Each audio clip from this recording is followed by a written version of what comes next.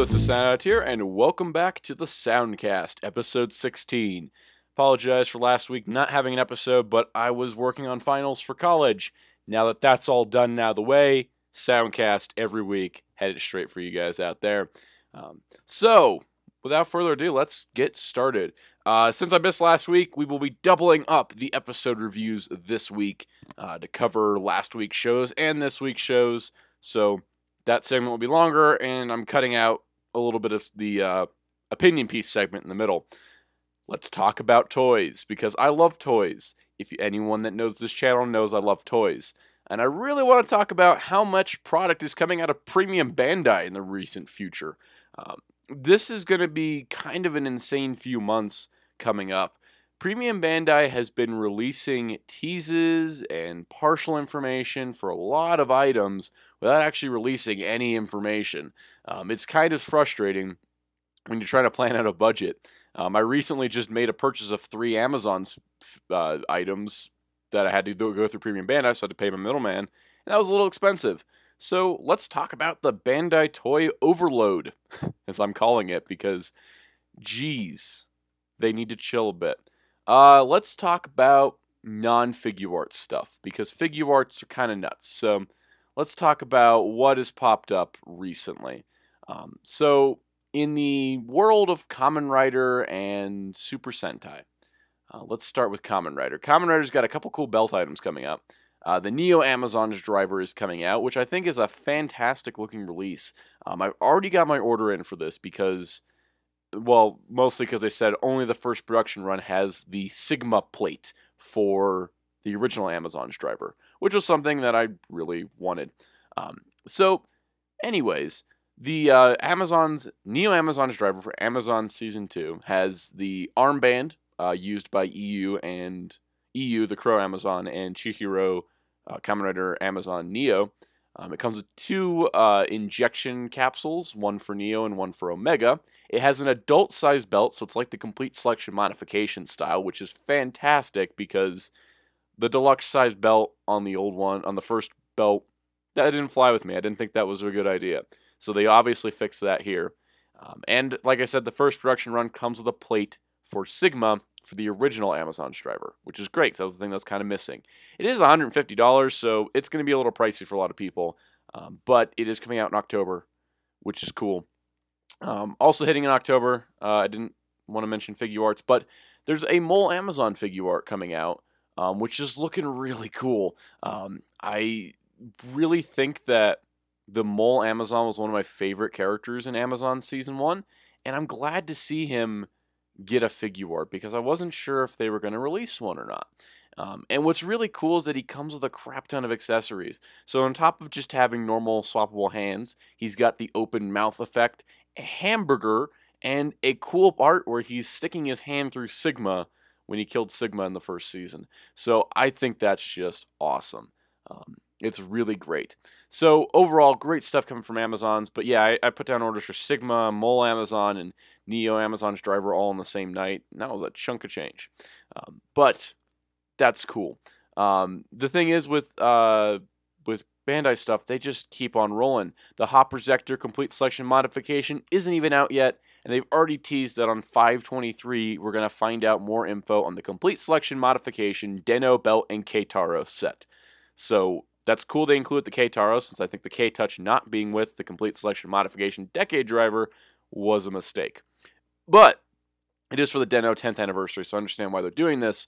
But could you at least let one Complete Selection Modification come out before the next hits? And it's also weird because it's teasing more than a month in advance what's coming down the line. And yeah, the Hopper Zector closes orders on May 8th, so I guess they're just rolling right along. So there's a lot there. Now let's talk about Super Sentai stuff. This is something that's been bothering me, is because they keep teasing things, and I want to know more, because I want to know if I'm going to need to buy this or not. That is the end statement here, right? I want to know how much it is, what I want to get, etc., etc. So let's talk about Super Sentai. I love Super Sentai. Oh, before we even get to Super Sentai, there's also a Kamen Rider Paradox buckle, or Para DX buckle. which we don't know what it is. It's 3,280 yen. Details are supposed to be revealed on 4/28. I'm recording this on 4/27, so I just missed the cutoff for what this belt actually has. It could literally just be a buckle, and it's listed as a deluxe item, so it's probably just going to be a deluxe size buckle, which is a little underwhelming, but I'm hoping it comes with something cool for Paradox. I think it's neat that they are releasing his belt for those that want it. Super Sentai. A while back when the Doron Changer and Kiba Changer Artisan set came out, they also had a teaser page that said the Super Sentai Artisan Deluxe Dairano was coming out. Now, this looks to be a re-release of the original Dairano, not the Legacy Thunder Megazord brought to Japan, but the original Dairano version. And I really hope it is, because I think the idea of Super Sentai Mecha reissues for older, expensive releases is a great concept. And I really hope that Bandai continues to do more Super Sentai Mecha re-releases again, especially stuff from the Showa era, because I cannot get any of that, and it's just, they're too expensive, and new casts of those molds would be great. The thing is, we know that they posted the original commercial for Dairano, they posted a picture of Dairano, and then they posted on the teaser photo was an original promotional image for Dairano, and then they showed the 5 Heavenly Treasure Lai balls, which are what summon the mecha. And they said they had a date of 4/2017 for more information. In 4 of 2017, so April 2017, we got the teaser page updated to say full details revealed on 5/31/2017, which also means it's probably going up for order the same day. I was kind of hoping it'd show up in April so I could try to plan out my April budget better, because I do want to get this. This looks fantastic. I want to know if it's stickers or if they actually printed labels on now. I want to know more about this. But the release date of the sale request is 5/31/2017, which I assume is when we're going to get full details. So it's still more than a month away. Another item that's going to get more details released in May is the Tokusou Sentai Kyuranger SP license set for Super Sentai Artisan. I think it's a set. I'm not exactly sure. We're seeing an SP license and an SP Fire license, which the Fire license never been officially made before, as far as I know. And it's to coincide with Kyuranger vs. Gavan, which is coming out this summer. So in May, they're going to reveal more about these items. All we know is they have LEDs. They look a lot similar to the originals, but they could be different, much like the other Super Sentai Artisan Changers. I'm glad they jumped ahead a little bit. It's good to kind of pick and choose. I want to get these. I want to know, do I have to buy them together in a set or separately, or what the pricing is or something? And all we got is the date of May, and I hope it doesn't mean May, and then we're going to find out more in June, because that was kind of frustrating with Dairano. So that's basically with that. On top of that, Zyuden Sentai Kyoryuger Brave is airing on the Toei YouTube channel, and the toys released in Korea, and now we have the toys releasing in Japan with the Japanese sound effects, but only the mecha so far. And it's the Brave Kyoryugen set, which has Guntira, Shovsera, Stegnosa, Paracaesar, and Rapix, which are the 5 main Kyoryuger Brave mecha. With all 5 of their Judenshi, as well as a special Kyoryuger Judenshi, and the part that almost got me to order the set, a Candelaria and Luckiro Judenshi, which make unique sounds inside Guntira. So these are re-releases of the Korean Kyoryuger sequel toys with the Japanese sounds programmed into Guntira, and including 3 special Judenshi you can't get anywhere else. It's tricky because I don't know how to import from Korea, so I can't really say if this is going to be more or less expensive. The set is about $200 for all 5 mecha plus the 3 extra Judenshi, and it's coming out. And the orders are being accepted through July 3rd, and it's coming out in September. This is a really expensive set on top of everything else, because if you're collecting Sentai stuff, you have Artisan.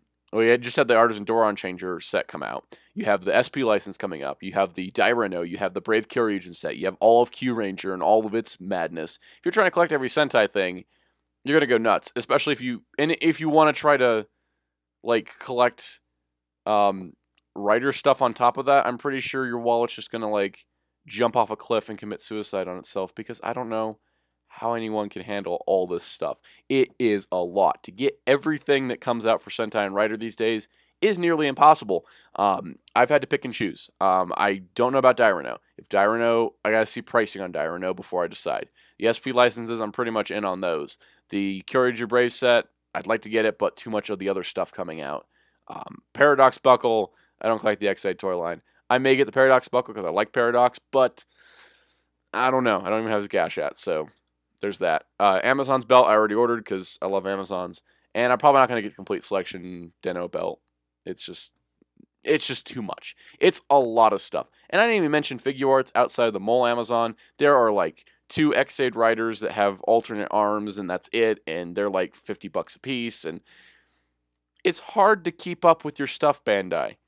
Chill a little bit. Please slow down, because you have all these, like, you have a bunch of retail releases and also all these premium Bandai releases, and they're all from different lines. So it's like, if you're just collecting Sentai Mecha, you got the Kyuranger Mecha, which there's a bunch of those coming out really quick, plus Dairono and Kyoryuger set. If you collect Changers, it's a different story. I don't even know if they're going to release the Changer for Kyoryuger Brave on Premium Bandai later in a set with, like, both Changers and a roleplay. I don't know what's going on.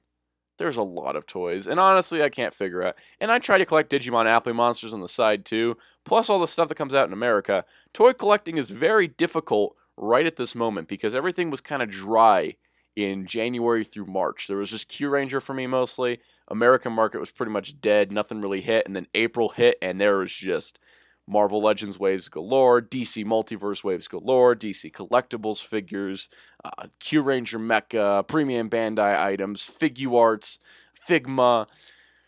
My August order has 4 Figuarts and a Figma in it, and I'm like, that's a lot. Plus there's our Cerberus coming out. There's a lot of toys, and I think toy collecting is getting insane. And it's hard to keep up with everything, and it's so hard to keep up with what I want, and I'm just so when a line is quiet, I get worried. But if the line is quiet, I'm not complaining either, because it helps balance the whole budget. Toy collecting is madness sometimes. This is one of those times. My recommendation to everyone out there collecting toys, stick to one property, maybe do 2. I didn't even mention how there's a ton of Transformers stuff. I have cut myself down off of Transformers pretty much. I've just been getting figures here and there. Like the current deluxe wave, I just got Perceptor and Topspin. I got Broadside. I'm not buying Black Shadow. I'm not buying Quake or the American Cup. I'm going to get Japanese Cup because he comes out later and I can worry about him later. Toy collecting is madness. And I recommend to people out there, I've gone down the completionist road with a lot of things. I do not recommend it. It's not fun. It's mind stressful. It's budget stressful. It's just, I would highly recommend completionism is not the thing to go with collecting. Get what you like, get the items you want, figure out how to buy them, and realize sometimes that even if you want something, sometimes the price is just not worth it. If this Dairono is $300, I'm not going to buy it. Because as much as I want it, that's a lot of money for an old mecha that I already have an American version of. And I could buy the Legacy one for $200. So it's that kind of situation. So pick and choose, fight your battles, decide what you like. Realize sometimes the newer version may not always be the better, and the older version may be just fine. And yeah, that's my advice on toy collecting. And yeah, Bandai has way too much product coming out. I don't know how. If you're just collecting strictly Bandai Toku products, there's also 2 Gavan swords in there too, and that whole batch of whatever is coming out. Not to mention all the X-Aid stuff that I'm ignoring, and the Gashats. You got to stick Rider or Sentai these days. It's hard to do both and do them complete justice. So, anyways, let's move on to the episode reviews, because we got a lot to talk about. Alright, let's talk about This Week in Toku, the segment of the show where we take a look at the Tokusatsu series that aired this past week. Now, these were the ones that were fan subbed this week, so if they aired prior, that's just a different story. I'm just going to go with what got subbed this week. Most of the subs that I watch are from TV Nihon, but I also watch from Overtime subs. Support those fan sub groups, because the official companies do not put out these shows subtitled, so we gotta make our own dues. If they were officially licensed, I would definitely be supporting that, but I don't know if Toei's gonna listen to me or not, because they so far haven't. Anyways, let's talk about Uchu Sentai Kyuranger, episode 10. Now, episode 10 featured the debut of Koguma Sky Blue, also known as Kotaro.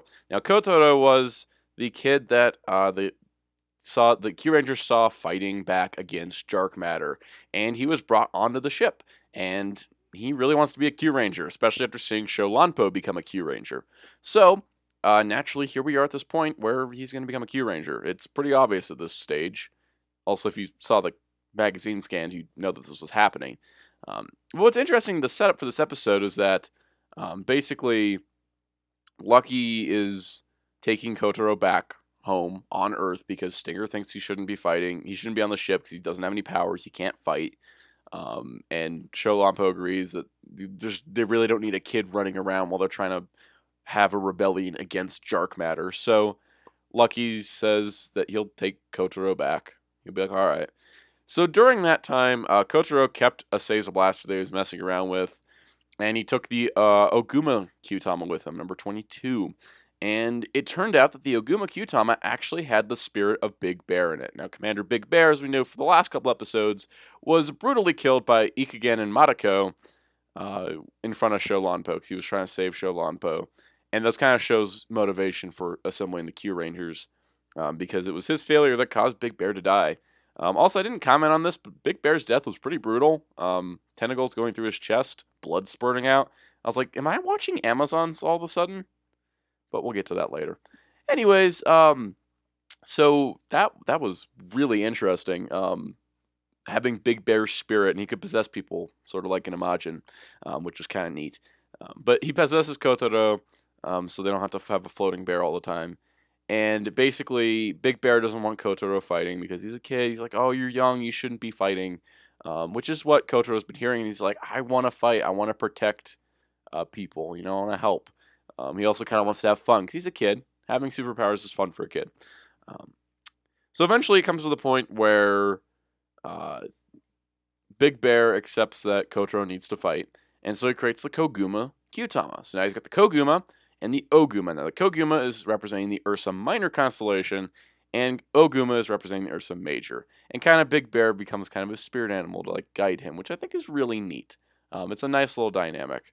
Now, Koguma Sky Blue is not one of those Kid Rangers that grows in size suddenly when he transforms. He stays kid size most of the time. I think that's fantastic. Honestly, Ko kind of stayed smaller, but he did grow a bit. And I mean, when Kotaro turns into Koguma Sky Blue, he grows a couple inches because suit actors. But it's really cool. We got a kid-sized ranger. He's a small bear. He's called the big. His phrase is the Big Star, which I think is really cute. Honestly, I think it's great that we have such a youthful, exciting character. And he works well with Lucky, but in a different way. He's a different kind of exuberant, which I think is great. And I think with Koguma Sky Blue, it's really unique. His scarves are his weapons, so he doesn't use a variation of the Q the weapon, which I think is awesome. And overall, he brings a great new dynamic to the series, which is really cool. Meanwhile, during this time, the monster of the week they were fighting, they started with a mecha fight. And the monster ended up spraying particles, because his name was Mothma, which I just kept thinking, I was like, wow, Mon Mothma really went downhill after Return of the Jedi. But anyways, Mothma put a bunch of spores on the Q Voyagers, which transferred to the Orion ship, and was sending that hurtling towards the sun. And so basically the other 9 Q Rangers just had a small little adventure flying by the sun. I thought they were going to warp back into time when they curved around the sun last second, but maybe that's just a Star Trek fan in me thinking weird physics there. But it was really fun. I love the whole mystery plot where Naga had fallen over, and everybody thought, and Sholampo was like, somebody did that. Somebody's infiltrated the team, and everybody's getting suspicious. And it was kind of neat to see all the Q Rangers kind of work together without using their Kyuranger powers. They were just using their natural skills, and a few Kyutama. Balance was using his technical stuff. Same with a Raptor.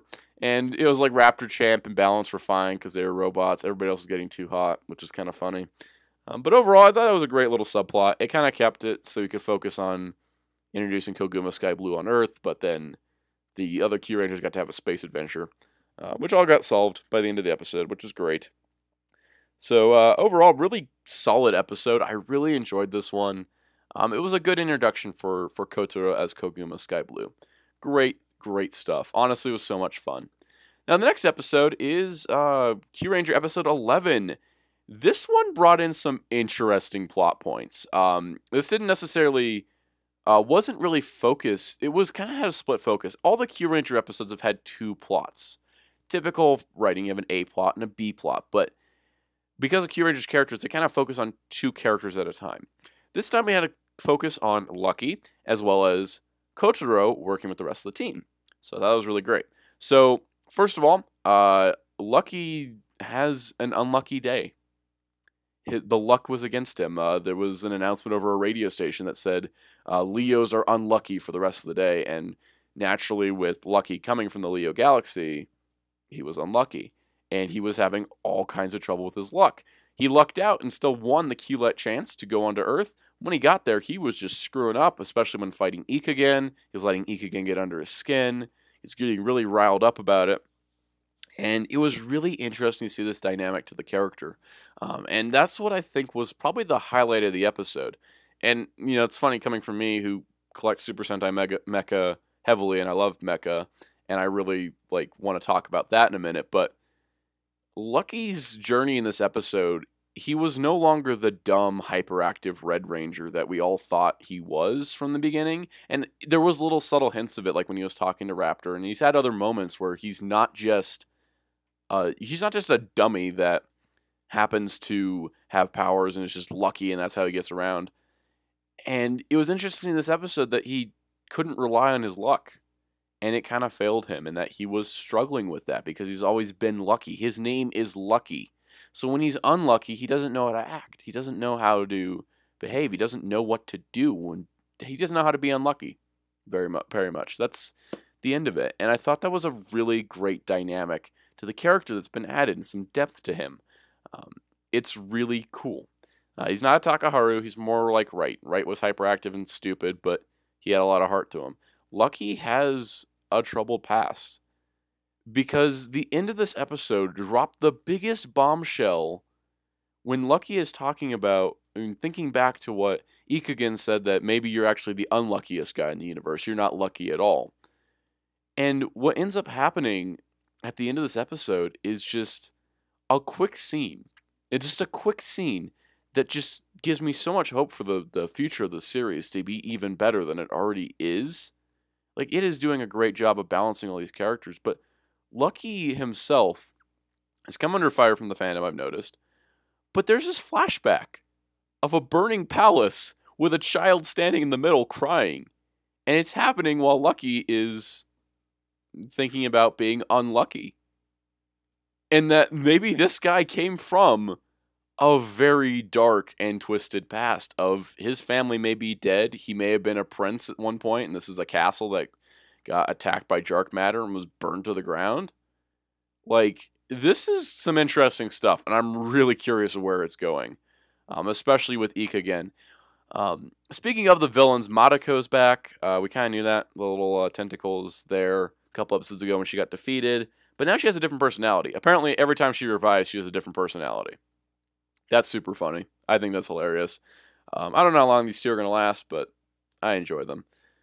The other plot I was going to talk about is Stinger and Kotaro trying to work together. So Kotaro actually stows away on the Shishi Voyager when the Kyurangers go to Earth. He wasn't picked for the away team.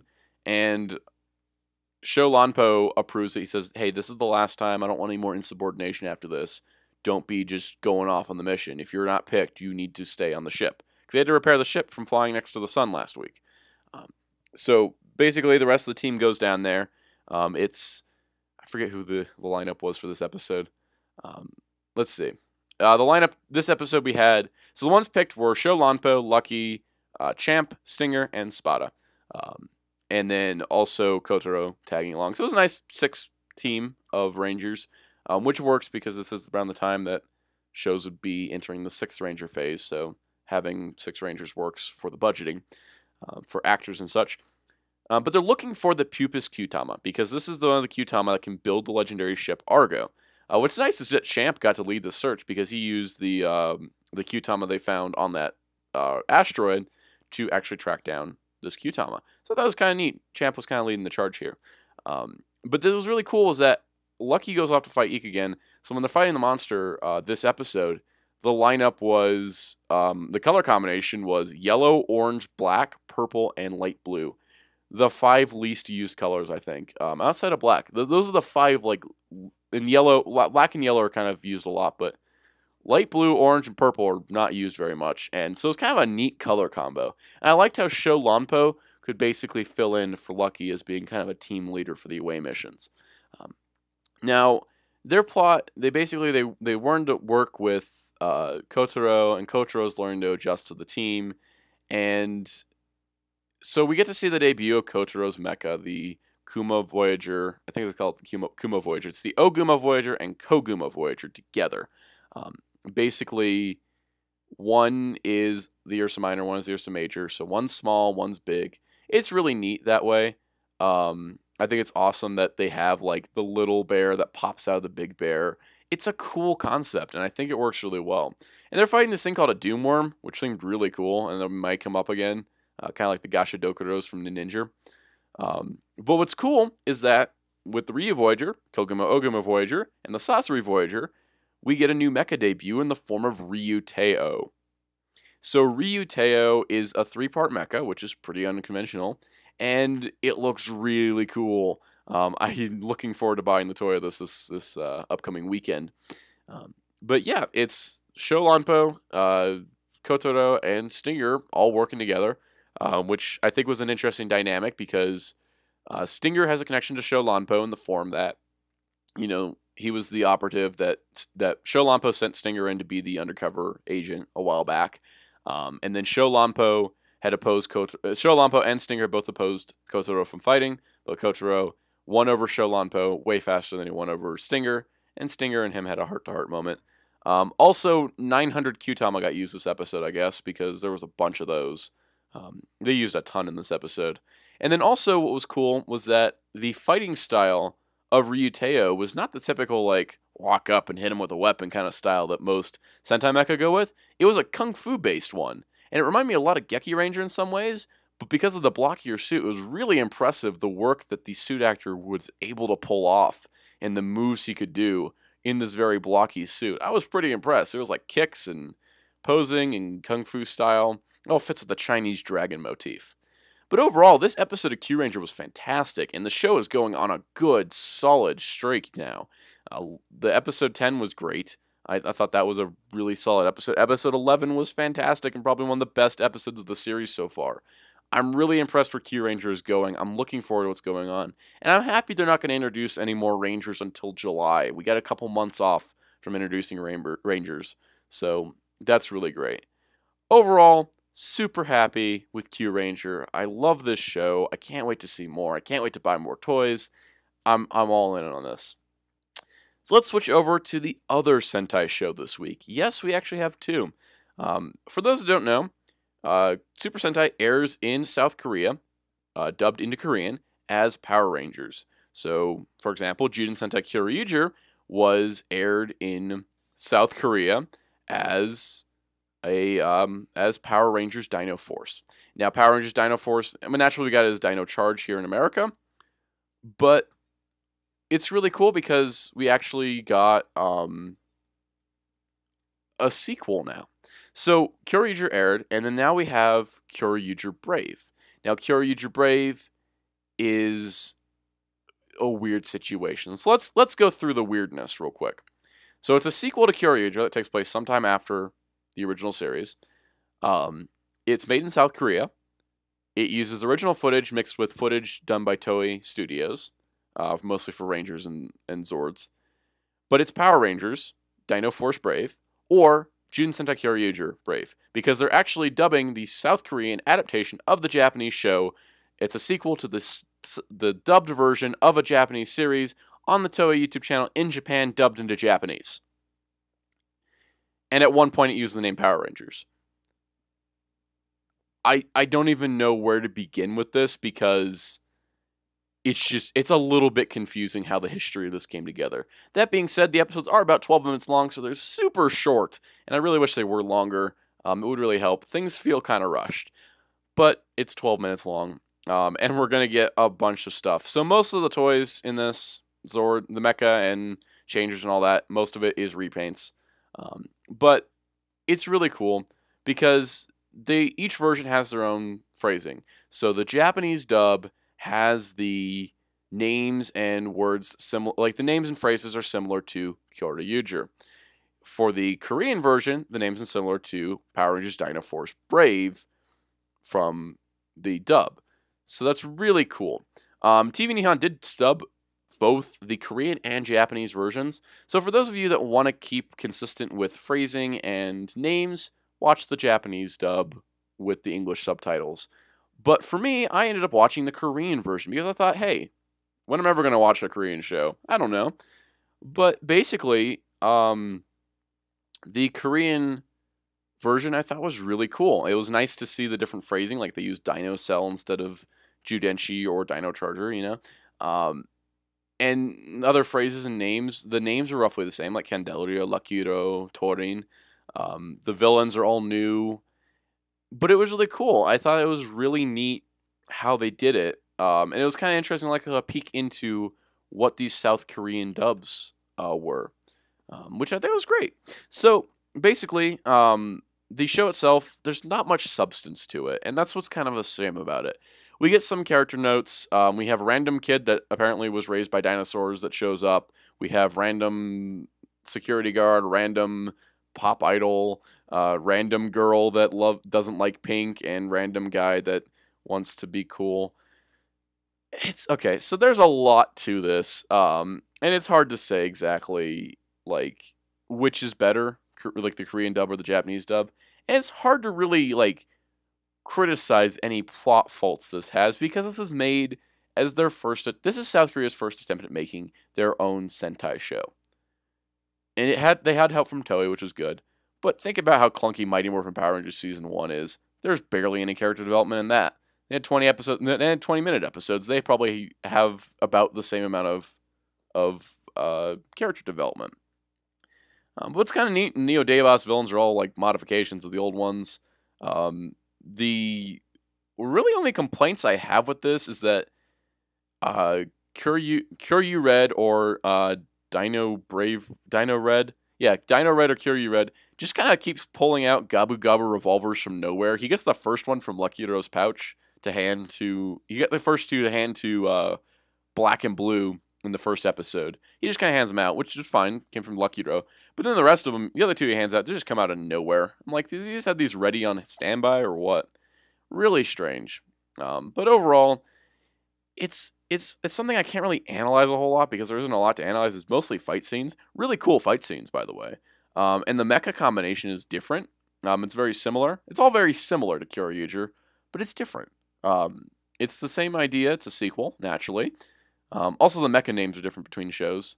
But the combination is super quick, and it's done with CG, and it's like a super fast version of the combination, which I think works out, because you only have 12 minutes, you don't want to waste too much time. I do not like the cockpit, though. The cockpit just kind of has Red standing on a platform, the other two just standing next to them. I think they could have added a little bit more to the cockpit scenes. But overall, I think it's awesome how the Neo Daybos have monsters that they can shoot off instead of growing a monster, because they no longer have Lucky Hero. They shoot off a missile that turns into a giant robot so that the Kyoryugers can fight it. Really cool. I love the use of the Kyoryuger music. The actors playing the new Rangers, I think, are cool. And their personalities are there, and I think that'll go into more of the next episode. But yeah, the first two episodes aired back-to-back, and they aired on the Toei YouTube channel back-to-back, and that's what I'm really kind of talking about, both of them in general. They kind of blended together. It's a very fast-paced show, so if you don't like shows that move really quickly, you're probably not going to like this. But if you liked Kyoryuger, I think you'll enjoy this. Honestly, it seemed like it's a faithful sequel. I'm sure continuity probably isn't ever going to explore, like, oh, how long in the future does this take, and all this stuff. But it's cool. I like it. I think it's neat. I think that it's going to be interesting since Gold seems to be a villain in this show. And that's going to be really cool to explore. So overall, I don't really have much else to say about it. I mean, I can't really do much else. I had 24 minutes of content to work with, and that was 2 episodes worth. So I really don't have much else to say. I think Kyoryuger Brave is fun.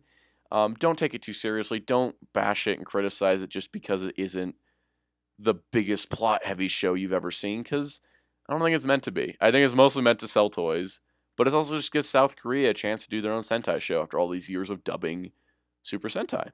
I think it's really awesome. So hoping that it's going to be successful, so they'll actually get to do more, because I think that having more Sentai and Power Ranger styled shows out there is a good thing, especially if they're well made. And this one's really well made in terms of all the stuff there. So let's move along to Kamen Rider Ex-Aid. Kamen Rider Ex-Aid. This show continues to be so interesting. Now, we're currently in the beginning stages of the Kamen Rider Chronicle arc. Now, the Kamen Rider Chronicle arc started out really good with the idea of random people thinking that it's a game, getting gas shots to be used to fight bugsters, but it turns out that the bugsters are actually hunting the humans because the humans are so low level that they can't really do much. That being said, low level in a video game does not mean you're necessarily bad at it, and that's where this episode comes in, because Nico, faithful sidekick to Kamen Rider Snipe that she is, gets her own Chronicle Gashat, and becomes Ride Player Nico, or Kamen Rider Nico, she calls herself, and this is cool. So she's either Ride Player N or Kamen Rider Nico, whichever one you want to go with, but this is so cool because Nico is supposed to be this great gamer. And we've never gotten to see that because she always talks about how she hates how Imu beat her in Tekken 7 back in 2012 or 2010 or whatever year that was. I kind of forget. But she's always been upset that Imu beat her. And she's always wanted revenge against that. But we've never really got to see her as a brilliant gamer. We've seen Emu's kind of thing where he plays games through the Gashots, and he's brilliant at that. But this is cool to see Nico take these low-level powers and use inventive techniques to fight off bugsters with no problem. Like, it is really cool because there's a lot of case. If someone knows a game well enough, it doesn't matter what level they are, they can master it. They can take care of it. She learns how to use the power-ups, which none of the people playing this game ever seem to know are there. She uses balloons to fly up and do a rider kick, which is just so funny. It's really, really cool. I also like that she does reference customization in video games where a lot of people use the base stats, but she's got her hat on, she's got her backpack. It's really clever. And she manages to defeat a level 10 bugster.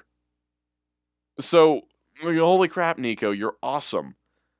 She's been great for most of the show. Brave and Ex-Aid were kind of dumbfounded by her appearance. And honestly, I think that this idea of her taking these low-level powers, these nothing powers, and actually use them effectively is awesome. I think it's great. And I think it's a great step for the character. Poppy's still evil. That makes me sad. I like Poppy.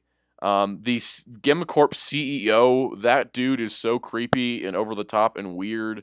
He's a little bit hard to handle sometimes. And that's the thing. What's this GemCorp CEO got going for him? He's actually a bugster. He's a bugster from Tokimeki Crisis, actually, which I think is really cool because it ties into him giving Poppy the Tokimeki Crisis Gashat. So it's really interesting. His suit design is crazy cool. I really like it because it's very unique and really out there. But overall, yeah, the GemCorp CEO is such an evil jerk. And it's really, really cool to see him. It's also a good turning point for Taiga because he really has been kind of a stubborn jerk, and he agrees to help Nico defeat Kamen Rider Chronicle, and that they're going to work together, which I think is really sweet, and it's really nice to see. Also, is Brave ever going to use Tattle Fantasy again? Because Taiga's been kind of hogging that Gashat Gear duel a lot, but, you know, that's how it goes. Anyways, they defeat the CEO, but he runs away, so he'll be back for later. And Peridot continues to do his plans, or Palado, or Palad, whichever you want to go with. Overall, XA27 did not have as many, oh my god, plot revelations that the last few episodes have, so it's kind of a lighter episode, especially with Nico and the crazy CEO running around.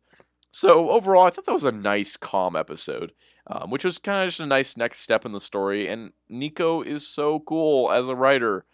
I just really like that. I really like how they did that. And now we cry. Episode 28 of Xaid. When I said last episode had no over-the-top crazy plot twist, this one had several. First of all, Dore Mi Fa Beat got used again, mostly because they're trying to free Poppy. Kamen Rider Poppy appears for the second time, and for the second time for the foreseeable future, I think. That's it. But basically, Poppy had seen, in the last episode, had shown a smile, was happy that Nico and Taiga were okay, and that they defeated the Jet Combat Bugster. I can't remember his name right now. And so Emu saw this as like, oh, Poppy's true self is still in there. Like, just because her memory got reset, she can remember her time as their friend. Now, as we know from when Kamen Rider Xaid used Maximum Mighty X to defeat Kamen Rider Gem, a dangerous zombie, he can actually reprogram things using the Gashikan Key Slasher and Maximum Mighty X. So what he ends up doing is using a critical finish on Poppy, which Brave caught Brave off guard for sure. Hero over there, Brave, is just nuts. He's like, what the heck? You're actually going to shoot Poppy? But in doing so, he rewrote Poppy's programming, reprogrammed her to be similar to how she was before, knocking her out of the Poppy transformation. But unfortunately, Peridot shows up, and what's really cool about Peridot and Kamen Rider Paradox in general is he's just like, Emu, fight me. This is what I want. All I do here is to fight you, because I don't care about anything else. Which just like really shows that Paradox is obsessed with Emu fighting him seriously, and that's what he sees as his end goal. Which makes sense for a Bugster, a video game character. Is that he wants the best player ever to play his game. And Emu is not wanting to play Peridot's game. So it's really cool that way. I think it's a great dynamic. Also, what was kind of insane was that one of the ride players got infected with Poppy's game syndrome, which means they'd have to defeat Poppy to clear the game and free the ride player, which that's a really tough decision. Somebody that's your friend that you're trying to help, and you have to defeat them so you can save somebody. Also, Poppy has the memories of Brave's girlfriend, which we know died from game syndrome. Something related to what happened with Snipe and getting delisted as a doctor was that Brave's girlfriend died, and Poppy has memories of that. And we know that Poppy was born from a human that died. So it's very possible Brave's girlfriend was what caused Poppy to exist. That's a little bit of a dark twist, and I'm interested to see where that goes. The saddest scene of this was that Poppy is reprogrammed.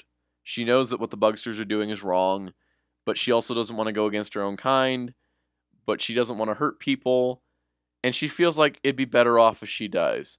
So she's sitting at a park watching people dance, thinking about how she comes from a music game, and then she has a bunch of ride players attack her, and she has to fight back against them, but doesn't really want to fight back against them. And she gets overwhelmed because everybody's chasing after her because she's a rare character, and it's really kind of sad. And then Taiga and Nico and Hiro also team up against her, and Xaid, Emu is just like, no, please stop attacking Poppy.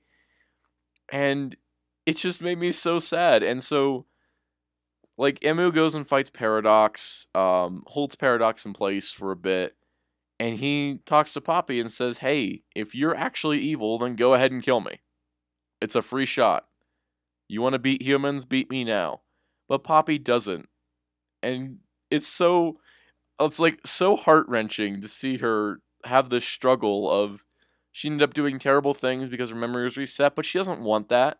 In her heart, she does not want to be evil. She just wants people to play Dore Mi Fa Beat. That's all she was made for. She was made for people to be happy and play her rhythm game. And Emu helps her get there. And that pisses off Paradox so much. This guy is pissed. And that's when we find out who Parado, Palad, Pard, whichever name of the word you go for, Kamen Rider Paradox actually is the evil side of evil gamer, or genius gamer M. Imu's gamer personality that is amazing at video games. Anytime he plays a game, it comes out.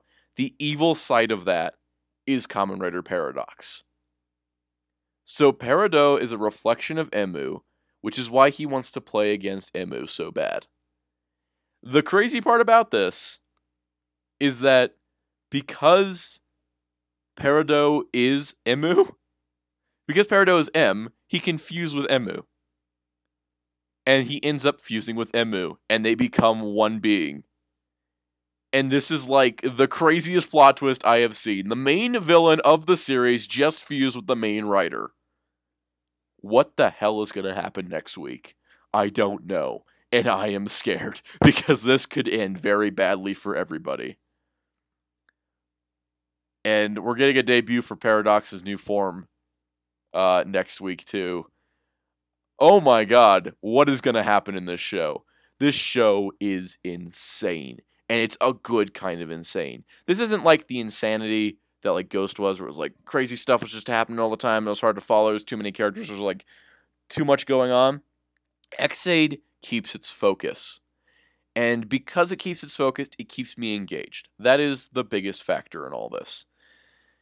Ex-Aid is focused. It's like, this is the plot. These are the characters that are needed. Let's do this.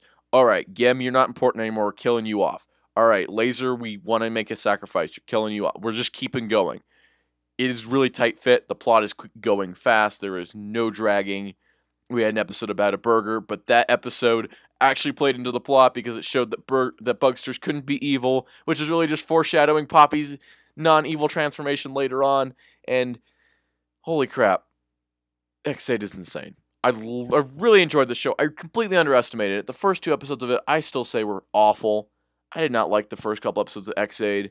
And here we are, episode 29, or coming up on episode 29, and I can't wait to see what happens next.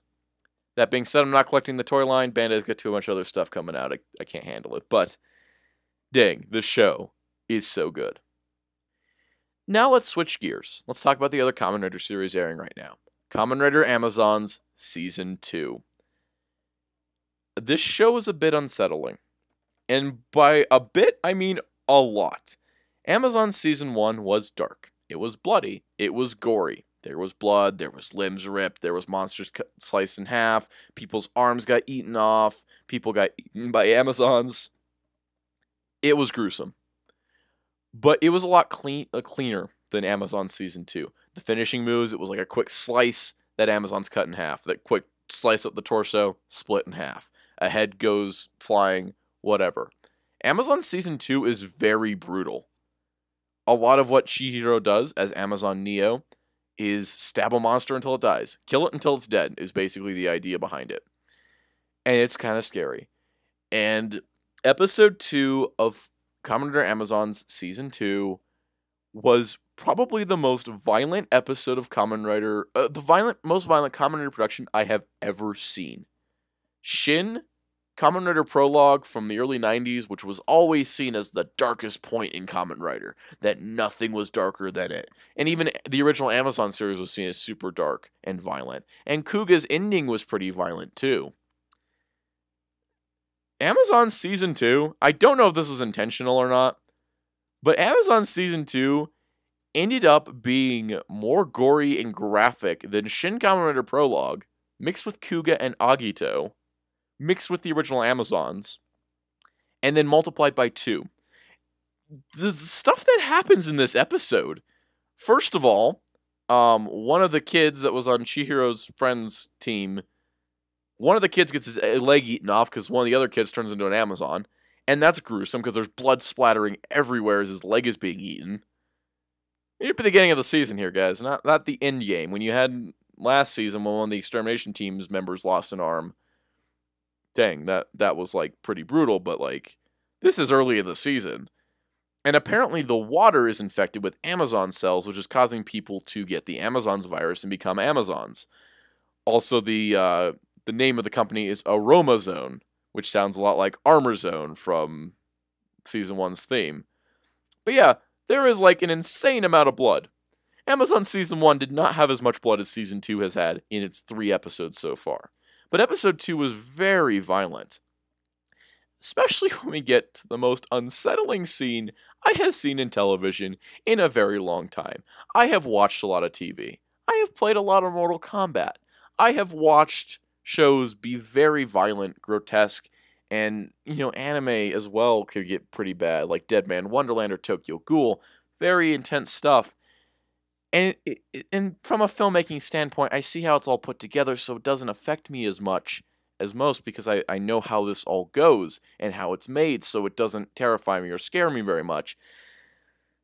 And a lot of the time, I think I've become a little bit desensitized, probably from Mortal Kombat playing mostly, but I was completely unsettled by a scene in Kamen Rider Amazons. They show what happened to EU, and why EU is dead. EU is dead.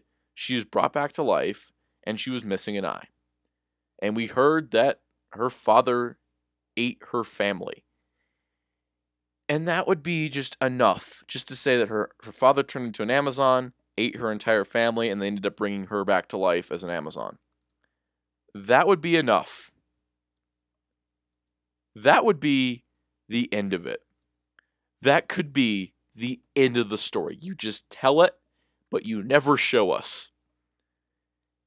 I don't know who directed this episode, but they are sick. Because what we have is a whole sequence where EU's father turns into an Amazon, after drinking water, actually. I've noticed that. He's eating the mother, and then we see her with her rib cage spilled out, blood everywhere. He starts eating the other daughter, I think, with her intestines on the floor. And he's dragging his daughter, pulls her eyeball out, drags her across the floor while singing a song that EU sings. And then he eats her eyeball. In his human form, he eats the eyeball. And it's the most disgusting thing I have seen. And at this point was when the extermination team showed up way too late for this situation. But, oh my god, it is so haunting. And I guess, I think it was supposed to be disturbing. And they definitely made this disturbing. Like, I don't even know how to talk about this. But the scene of him eating the eyeball, I think, was just the eyeball-shaped cherry on top of this that took it just a step too far.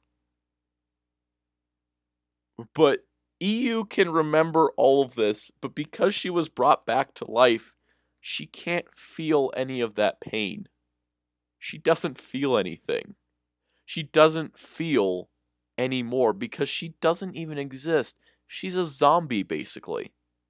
She remembers what happened to her. She knows what happened to her father. She remembers the song and sings it when she's injured. But she can't feel any of that pain anymore. All of her human qualities are gone. She's just there to be an Amazon, to fight other Amazons. She's there, and it's so chilling, because it shows that science in the world can do a lot of things. Restore limbs, restore lost limbs, you can fix things, you can put prosthetics, you can reattach limbs. Science and medicine has taken a lot of steps forward. But the thing we should never do is bring people back from the dead. And that is something that is very clearly stated here, because bringing her back, she does not remember. She remembers every horrible thing that happened to her and her family that led her to this point of dying. And she feels none of it. And when she gets hurt, she gets stabbed and feels nothing. All of her emotions are gone. All of her pain, all of her fear, gone. What kind of person is living anymore when all they are is just a killing machine that goes out there, fights Amazons, somehow just continues to exist, gets pumped in stuff through her new fake eye. Is that an existence? Is that life? She's just there. She doesn't live. She has no human value anymore. Even the Amazons have more strive than her. She just follows orders. She's just made to follow orders. And it's really sad. This is probably one of the most tragic writer characters I've ever seen. This is definitely one of the most gruesome shows I've ever seen as well. And it made me unsettled, and I think that was probably the intention behind it. It was supposed to be unsettling. And I think that a statement is being made with this show, especially with this season, showing that as much as scientific advancement can happen, as much as you try to create a new species, this is something that should not ever happen. Science should not go as far to create other life forms, because that will never result in anything good. It results in just terrible, terrible results. And if that is the purpose behind this series, is that science can go too far, they definitely illustrated it here. And they definitely illustrated it really well. And we still got another episode to talk about. So I didn't really talk about much else in this episode. It was kind of more set up. Then we get to the crazy stuff at the end here, because Haruka reappears. Kamen Rider Amazon Omega. I was like, oh great, Haruka's here. And he's got his original driver still. But what's interesting is, instead of screaming out Amazon and getting into a snarling pose, he calmly transforms, much like Alpha had. And that was the end of the episode. And let's go on to episode 3. So the thing with Haruka, he's always been the wild version. He's been the more wild Amazon. He was the cultivation type, that Nanaha called him the cultivation type because he was more sheltered. But he had more feral instincts than the wild type Alpha. But as we see in this scene, in the beginning of the next episode, Omega is not in control entirely. He still has that feral instinct. That's still that rage inside of him. That monster inside of him is still eating him. He's much more in control of it, but it still comes out. Because he goes to attack EU. Not sure why he's attacking EU, but this brings out a great fight between Neo and Omega. And it's really, really cool. I do dig it. And it's a really great fight that I thought was awesome. But what we discover is that Haruka was there the day that EU's father ate their family. And he saw EU barely alive. She saw him, and so she remembers him. And he was the one that ended up killing her father completely. Which makes sense. And now we get to the point where the extermination team has a bullet that can just obliterate an Amazon completely. And they're not supposed to use it within city limits.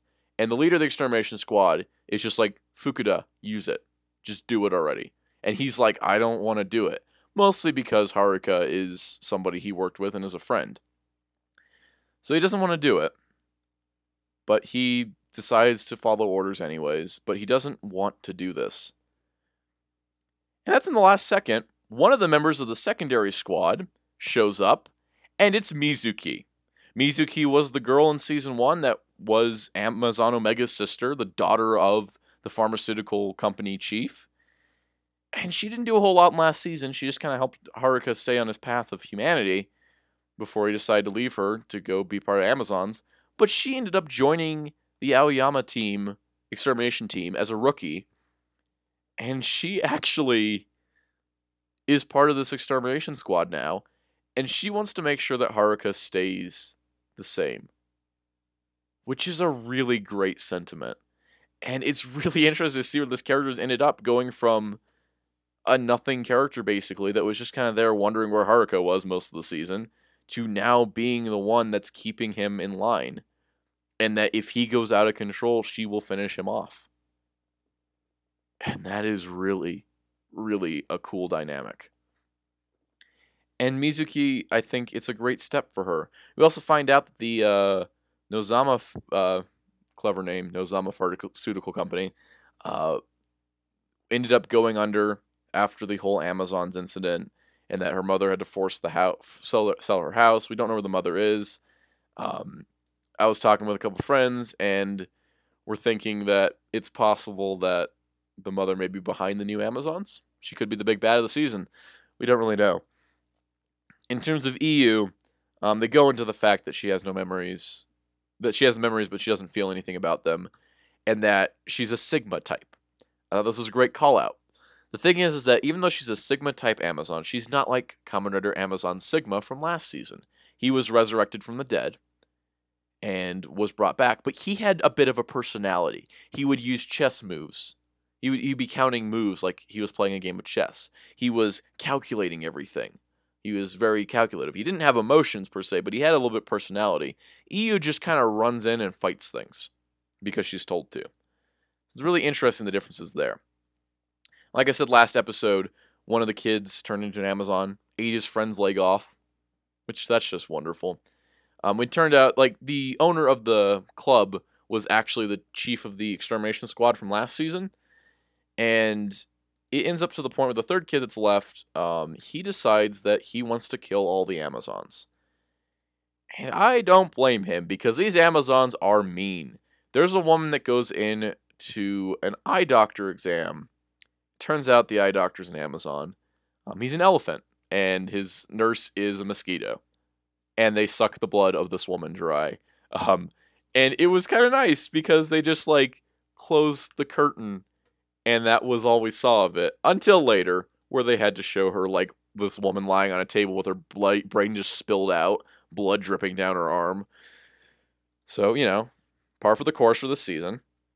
So anyways, the kid comes back to the club and convinces the chief to let him join the new extermination squad because he brings the band back together, per se, bringing in the two other members of the extermination squad. That's not Fuku because he's off on the new one.